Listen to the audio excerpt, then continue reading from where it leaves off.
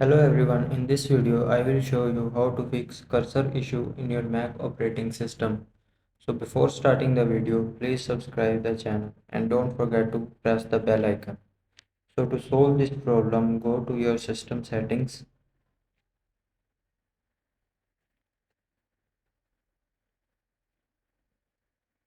and click on keyboard. Change the input source to show emoji and symbols. Then go to accessibility and click on pointer control. Turn on mouse keys and adjust your cursor movement.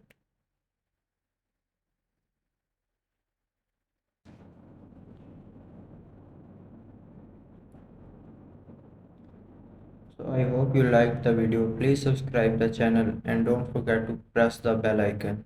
Thanks for watching.